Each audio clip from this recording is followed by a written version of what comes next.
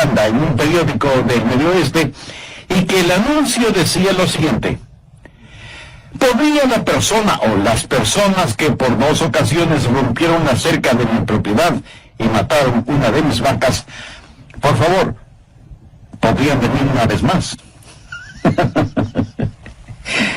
Amigo, ¿qué hace usted cuando alguien le hace una maldad? Le invita para que se la hagan de nuevo, y entonces usted podrá desquitarse. Miremos lo que nos dice Mateo 18, empezando en el verso 15. Por lo tanto, si tu hermano peca contra ti, ve y repréndele estando tú y él solos. Si te oyere, has ganado a tu hermano. Mas si no te oyere, toma aún contigo a 1 o 2, para que en boca de 2 o 3 testigos conste toda palabra. Si no los oyere a ellos, dilo a la iglesia. Y si no oyere a la iglesia, tenle por gentil y publicano. De cierto os digo que todo lo que atéis en la tierra será atado en el cielo, y todo lo que desatéis en la tierra será desatado en el cielo. Otra vez os digo que si 2 de vosotros se pusieren de acuerdo en la tierra acerca de cualquier cosa que pidieren, les será hecho por mi Padre que está en los cielos. Porque donde están 2 o 3 congregados en mi nombre, allí estoy yo en medio de ellos. Entonces se le acercó Pedro y le dijo: Señor, ¿cuántas veces perdonaré a mi hermano que peque contra mí? Hasta 7. Jesús le dijo: no te digo hasta 7, sino aún hasta 70 veces 7. Hoy quiero compartir con usted acerca de cómo curar, sanar y restablecer relaciones rotas. Y yo creo que todos quienes hemos estado sirviendo a nuestro Salvador por mucho tiempo, tendremos un número de experiencias de quienes nos han hecho daño. Y ese es un problema muy doloroso. La palabra pecar significa literalmente no dar en el blanco, o estar fuera de los límites de algo, o transgredir. Cuando alguien peca contra otra persona, está transgrediendo en la vida de esa persona. La relación se rompe y cualquier comunión es cercenada. Ahora, déjeme decirle, ¿por qué esto es un problema doloroso? En primer lugar, porque ofende a Dios el Padre. Mi papá tuvo un hermano que nunca visitó nuestra casa. Él vivía en Denver, en Colorado, y un día vino a West Palm Beach, en la Florida, para visitarnos. Mi madre se pasó toda la noche cocinando un pavo, y yo tuve que dormir con mi hermano mayor. Ambos, aunque éramos jóvenes, éramos bastante grandes. Yo jugaba fútbol norteamericano, y él recién había regresado después de haber estado en el ejército. Y tuvimos que dormir los 2 en una cama pequeña para que la otra cama pudiera ser usada por nuestro visitante. A la medianoche, al darse vuelta mi hermano en esa estrecha cama, me quitó la cobija. Yo estiré la mano y se la quité. Él me golpeaba con su rodilla y yo le molestaba con mi codo. Y así nos pasamos casi toda la noche. Mi mamá, que como dije estaba preparando el pavo, al oír la bulla que hacíamos en el dormitorio, vino, abrió la puerta de nuestro cuarto, encendió la luz y vi que mi hermano tenía un ojo hinchado y que un hilito de sangre salía de su nariz. Ella me miró inmediatamente y señalándome con un cucharón grande y largo que tenía en su mano me dijo: mira lo que le has hecho a tu hermano. Y yo me defendí diciendo: pero mamá, él comenzó. Y ella, autoritativa, me dijo: cállate. Y con el cucharón me dio un fuerte golpe en el pecho, y otro golpe en mi espalda, y otros golpes en los brazos, y si no me agacha a tiempo, me hubiera dado con el cucharón en la cabeza. ¿Cree que ella, después de esa demostración de samurái femenina, se mordió los dedos diciendo: ¿qué es lo que he hecho a mi pobre Adrián? De ninguna manera. A la mañana siguiente, cuando nos reunimos para desayunar, mi hermano tenía una toalla cubriendo su cabeza y en mi brazo se podía todavía ver la huella del cucharón. Y ahí está nuestro tío que nos visitaba por primera vez. mirándonos sorprendido. Mi papá estaba realmente muy molesto y mi madre humillada. Y nosotros dos avergonzados. Y como dice el dicho en relación con los perros derrotados, nos sentíamos con un rabo entre las piernas, más bien entre las patas. Y me pregunto si en el cielo no se avergonzará sobre la forma en que algunos de los hijos de Dios se comportan. Quiero decir, creo que avergonzamos a Dios el Padre cuando no nos llevamos bien entre hermanos y hermanas. Y no estoy hablando de relación sanguínea. Eso deshonra al Padre, pero también desanima a los creyentes. No hay nada peor que estar en una iglesia donde no existe armonía. Y no existe nada más dulce y atractivo que estar en una iglesia en donde la armonía es evidente entre todos. El Salmo 133:1 dice: mirad cuán bueno y cuán delicioso es habitar los hermanos juntos en armonía. El Señor Jesús en el capítulo 17, verso 21 de Juan dice: para que todos sean uno como tú, oh Padre, en mí y yo en ti, que también ellos sean uno en nosotros, para que el mundo crea que tú me enviaste. ¿Se había percatado usted que la unidad entre los creyentes es una forma de evangelizar silenciosamente? Pero no solo que pleitos, contiendas y desunión deshonran al Padre y desaniman a los creyentes, sino que eso deleita a nuestro enemigo. Satanás ama realmente el ver que hermanos y hermanas en la fe no se llevan bien. La causa de Cristo sufre más por la falta de armonía y unidad en las iglesias que por las falsas doctrinas. Ahora, si usted quiere resolver ese problema, necesita tener la perspectiva apropiada. Mateo 18:15 dice: por tanto, si tu hermano peca contra ti, ve y repréndele estando tú y él solos. Si te oyere, has ganado a tu hermano. Cuando hablo de perspectiva apropiada, tengo en mente tres cosas. Lo primero que usted necesita hacer es considerar su relación con esa persona que ha pecado contra usted. Puede ser su hermano o hermana en la carne, o puede ser su hermano o hermana en la fe, quienes, como usted, llaman a Dios Padre. Y usted necesita considerar esa relación. Y usted puede arguir sobre este punto diciendo: pero él o ella no son mis hermanos espirituales. Nunca se han salvado, aunque son miembros de la iglesia. Bueno, si no son sus hermanos en Cristo, entonces quiere decir que están ciegos espiritualmente y por lo tanto caminan al infierno. ¿No es eso una razón muy poderosa para que usted ore más intensamente por ellos? Pero si él o ella son sus hermanos espirituales, el hacerles daño es hacerse daño a usted mismo, porque tanto ellos como usted son miembros del cuerpo de Cristo. Así que considere esa relación. No importa lo que una persona haga o cuánto le hayan hecho daño, ellos necesitan más de su amor.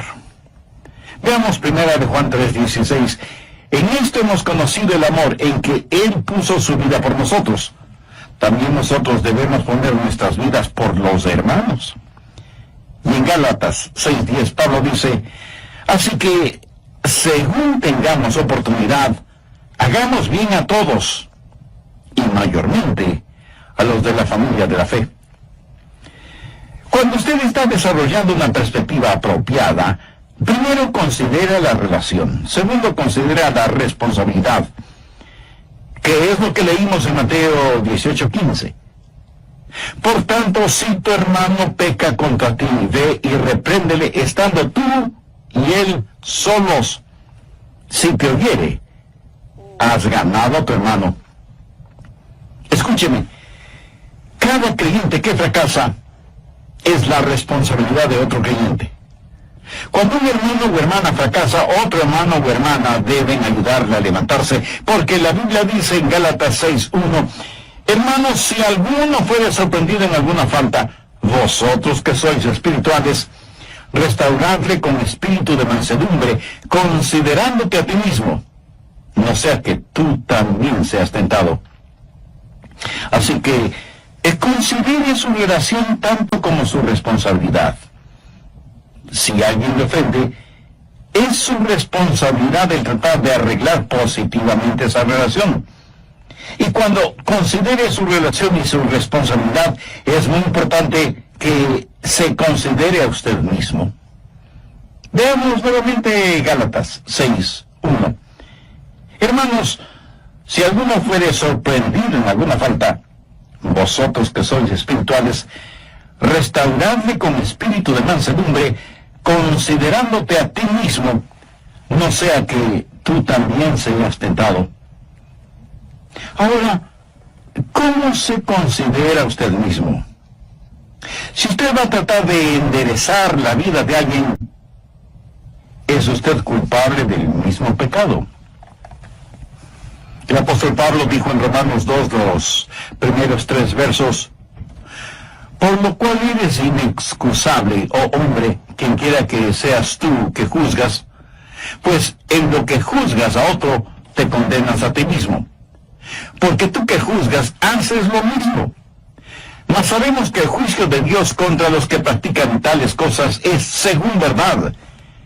Y piensas esto, oh hombre, que tú que juzgas a los que tal hacen y haces lo mismo, que tú escaparás del juicio de Dios. En otras palabras, Pablo está diciendo, ¿cómo podemos atrevernos a juzgar a otra persona del mismo pecado del cual nosotros somos culpables? También hay que considerar el tiempo que invertimos orando por esa persona que ha pecado contra nosotros, y debemos recordar lo que dijo Samuel. Así que, lejos sea de mí que peque yo contra Jehová, cesando de orar por vosotros. Y no solo que debemos orar por aquellos que han pecado contra nosotros, sino que debemos preguntarnos, ¿hemos sido nosotros mismos un buen ejemplo para ellos? Por favor, anote Hebreos 12:13. Y haced sendas derechas para vuestros pies, para que lo cojo no se salga del camino, sino que sea sanado. O sea que si su vida no es un buen ejemplo, la vida de alguien más puede ser eternamente afectada. Hasta aquí le he hablado acerca de la perspectiva, ahora quiero hablarle acerca del procedimiento. ¿Qué hacer? ¿Cuál es el procedimiento si alguien peca de alguna forma contra usted? En primer lugar, usted va a ver a esa persona. Enfatizaré nuevamente lo que dice Mateo 18:15. Por tanto, si tu hermano peca contra ti, ve y repréndele estando tú y él solos. ¿Lo entiende? Usted lo visita privadamente. Si alguien peca contra usted, no lo divulgue a los 4 vientos. Vaya donde la persona que le ofendió y no se lo diga a nadie. ¿Por qué? Simplemente porque los demás podrían considerar lo suyo solo como un chisme. Mire lo que dice Proverbios 16:28. El hombre perverso levanta contienda y el chismoso aparta a los mejores amigos. Y en Proverbios 25:9 leemos, trata tu causa con tu compañero y no descubras el secreto a otro. Para ilustrar un poco más este punto, voy a usar nombres ficticios. Supongamos que Raúl ha pecado contra mí, o yo tengo la impresión de que él ha pecado contra mí. Así que yo voy a hablar con Raúl. Y no necesito decirle ni a Jaime, ni a Pedro, ni a nadie más que voy a hablar con Raúl. ¿Por qué? Porque bien pudiera ser que Raúl no pecó contra mí. A lo mejor yo pienso que lo hizo, y tal vez me estoy equivocado en mi manera de pensar, porque aunque no nos guste admitirlo, a veces podemos estar muy equivocados en cuanto a lo que pensamos que otras personas han hecho en contra de nosotros. A un pequeñito le invitaron a una fiesta de cumpleaños de uno de sus vecinitos. Su madre lo llevó y le advirtió al niño, mira Juanito, Le he pedido a la señora Pérez que si te portas mal, te mande de inmediato a casa, en donde tendré que castigarte, ¿me entiendes? Y el pequeñín contestó, sí, mami, te entiendo. No habían pasado ni 10 minutos cuando la señora Pérez trae a Juanito de regreso a casa, en donde su mamá, sin averiguar nada, le da unas cuantas y fuertes nalgadas a su hijito. Luego, disgustada, le pregunta, dime, ¿qué es lo que hiciste de malo para que te traigan de regreso a casa? Y Juanito, entre sollozos, responde, nada, mamá, solo que la fiesta de cumpleaños es mañana. A veces asumimos cosas que no son verdad. Y cuando confronto a una persona, a lo mejor me diga, no, Adrián, eso es lo que tú piensas. Pero déjame darte los hechos tal y como son. Así que cuando voy a hablar con Raúl, lo voy a hacer en forma privada y afectuosa. La prueba más grande de amor hacia un hermano es, ¿está usted listo a confrontarme si es que ha pecado contra usted? Mire lo que dicen los versos 5 y 6 de Proverbios 27. Mejor es reprensión manifiesta que amor oculto. Fieles son las heridas del que ama, pero inoportunos los besos del que aborrece. Ahora, cuando usted va a hablar con un hermano o una hermana, no va para regañarlos. La Biblia dice claramente en Mateo 18:15 que debemos ir a ganar a un hermano, no para condenarlo. El perdonar no es una virtud natural, es algo sobrenatural. Y si no es fácil perdonar a quienes nos hayan ofendido, aunque nos pidan perdón, imagínese lo sobrenatural que es el que usted le pida perdón a la persona que le ha ofendido o ha pecado contra usted. ¿Sabe que eso es exactamente lo que sucede entre Dios y los seres humanos? Nosotros hemos ofendido a Dios, hemos pecado contra Él. Y es Él quien no solo que nos perdona, sino que nos restaura para que tengamos amistad y comunión con Él. Y cuando tiene que disciplinarnos, lo hace con un corazón quebrantado, pero nos disciplina por nuestro propio bien. ¿Tiene usted a Jesús en su corazón? ¿Le ha recibido ya como su Salvador y Señor? Usted puede tener comunión íntima con Él ahora mismo si se arrepiente de sus pecados, le pide perdón y toma la decisión de permitir que Cristo controle y dirija su vida. Agradézcale al Señor Jesucristo por lo que Él hizo a favor suyo en la cruz del Calvario y pídale que le ayude a vivir una vida digna de Él. Si alguien peca contra usted o le hace algún daño, ¿sabe cuál es la reacción de nuestra naturaleza humana? Si es que hemos superado aquello de ojo por ojo y diente por diente, entonces, como si estuviéramos practicando una virtud, decimos, él o ella pecó contra mí. Y si quiere que le perdone, debe venir a pedirme perdón. Pero que yo vaya a buscarle para perdonarle. Jamás. Pero es exactamente eso lo que la Biblia dice que debemos hacer y hacer. Antes sed benignos unos con otros, misericordiosos, perdonándoos unos a otros como Dios también nos perdonó a vosotros en Cristo. Permítame hacerle una pregunta. ¿Dios le buscó a usted? Por supuesto que sí. ¿Por qué amamos a Dios? Porque Él nos amó primero. Miren lo que Pablo dice en Romanos 5:8, mas Dios muestra su amor para con nosotros en que siendo aún pecadores, Cristo murió por nosotros. Ahora si alguien peca contra nosotros, no podemos darnos el lujo de esperar que ellos vengan a nosotros, nosotros vamos a ellos. ¿Y cómo realizamos esa visita?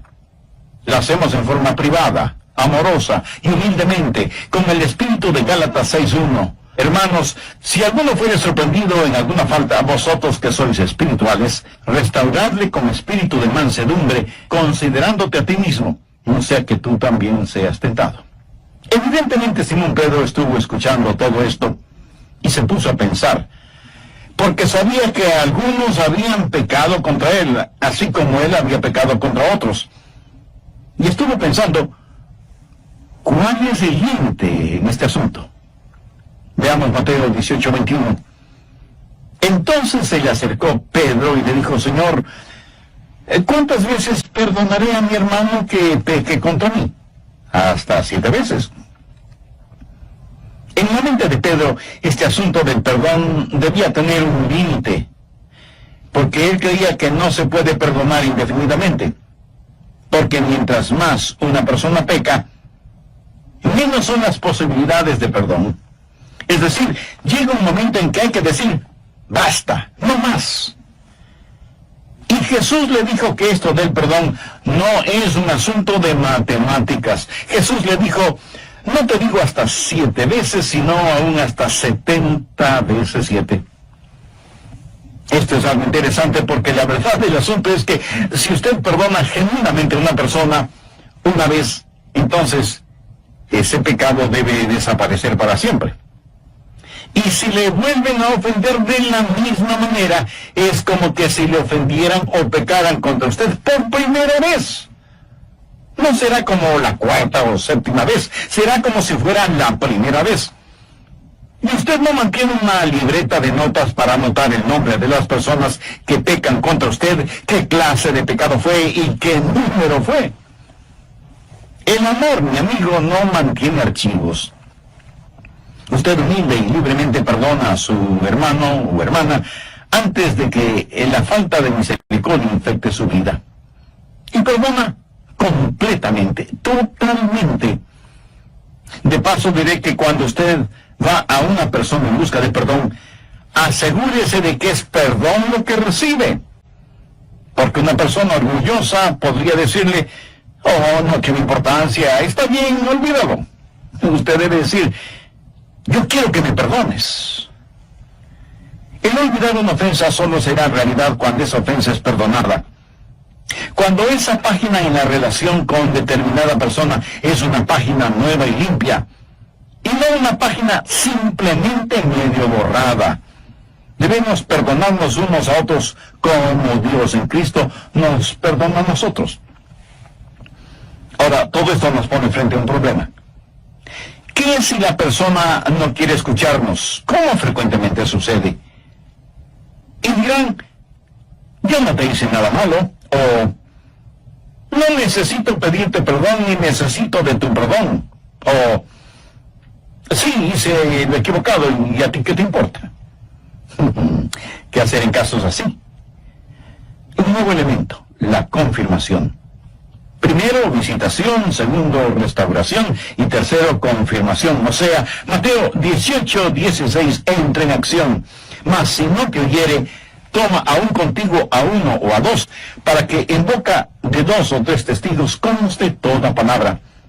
Así que usted necesita a alguien que sirva de testigo para que 2 o 3 son necesarios para testificar y confirmar, porque usted podría estar equivocado y la otra persona tener la razón.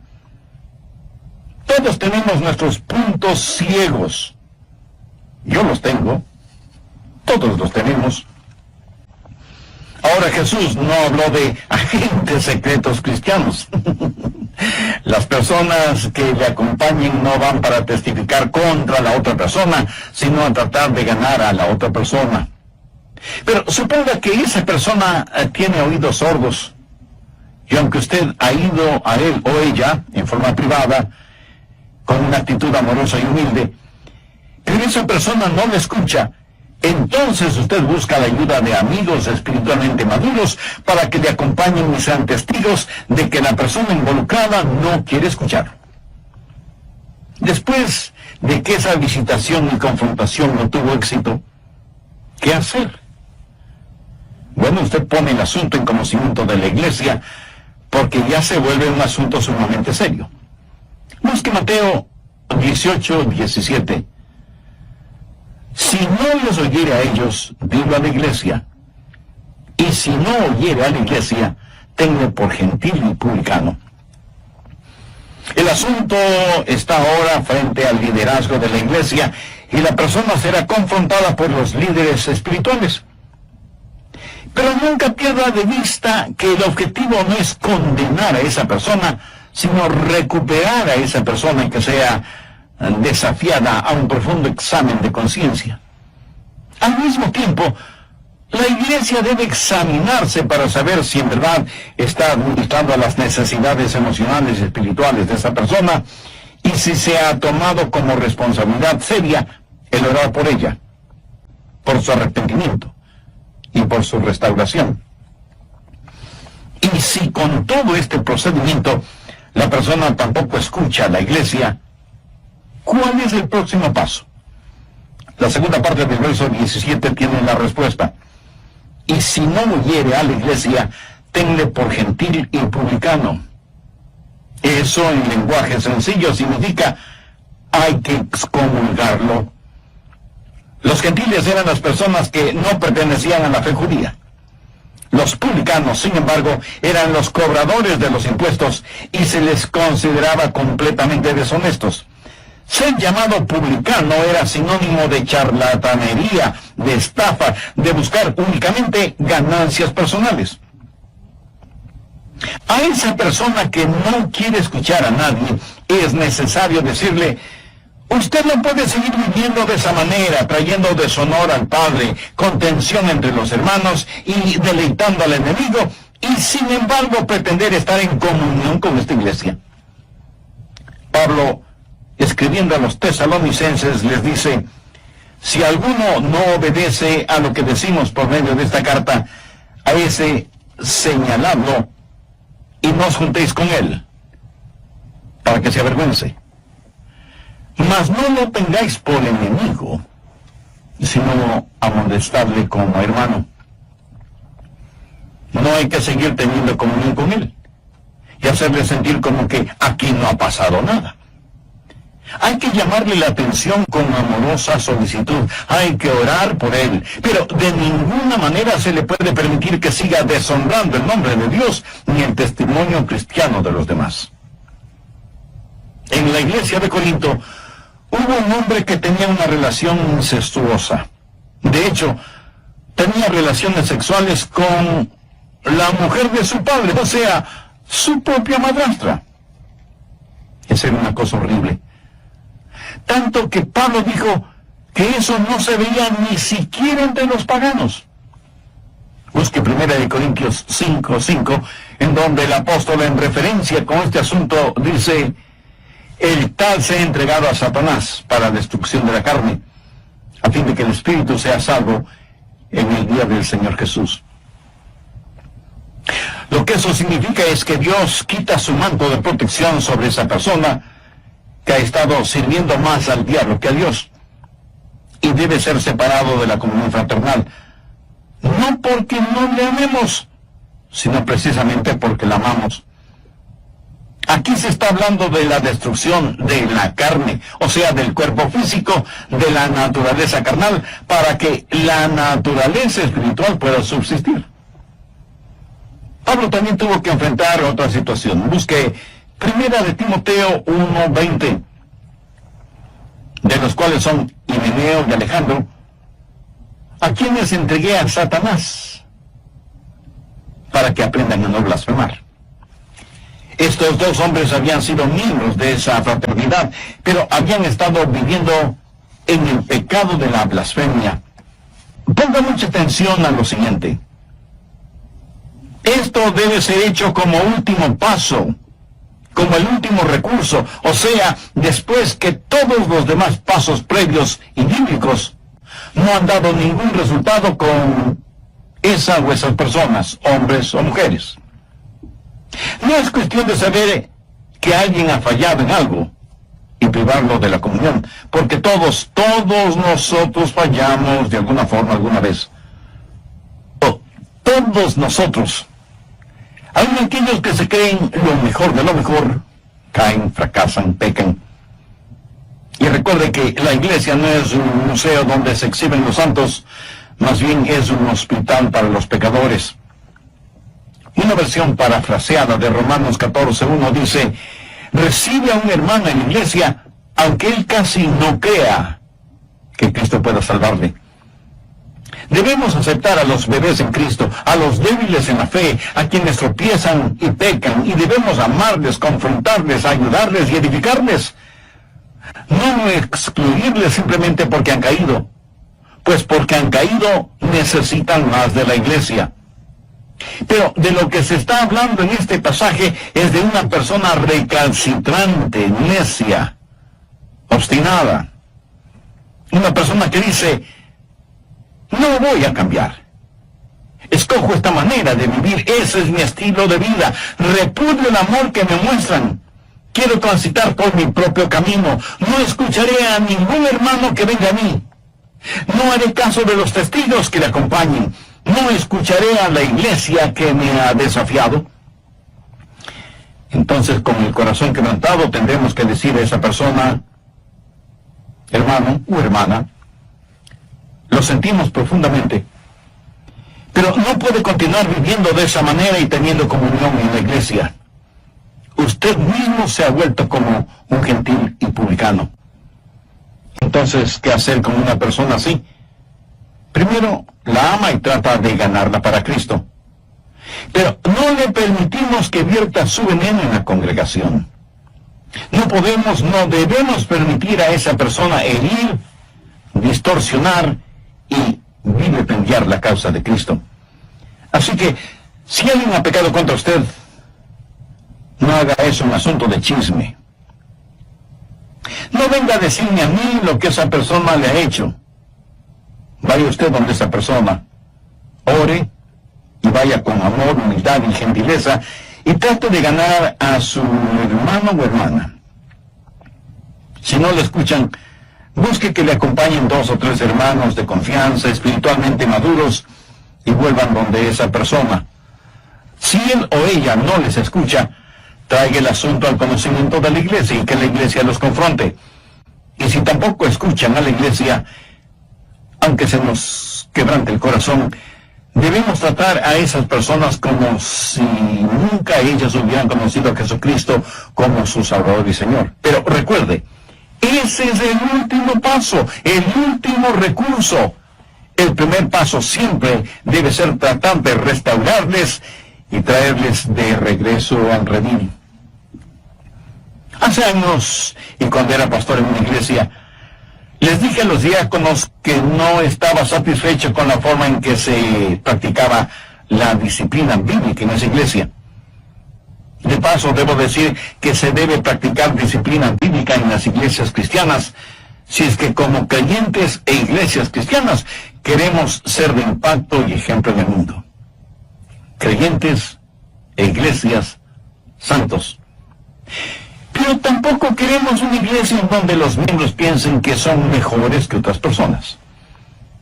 No debemos ser parte de una iglesia que no da cabida a quienes han caído y están heridos emocional y espiritualmente. Al orar, puedan decir: Dios, envíanos un avivamiento. Que tengan la absoluta seguridad de que Dios no les dirá: si quieren avivamiento, primero limpien sus vidas y no sigan practicando cosas que yo claramente he prohibido en mi palabra. Como iglesia, debemos ayudar a aquellos que están luchando espiritualmente y a aquellos que han caído. Pero por otro lado, como iglesia debemos tener parámetros espirituales, éticos y morales y cumplirlos. En nuestros días, muchas iglesias, en vez de ser un aprisco, se han convertido en un zoológico en donde todos entran, pero nadie sale. El Señor Jesucristo no nos deja divagando por aquí o por allá. No nos deja solos y sin esperanza.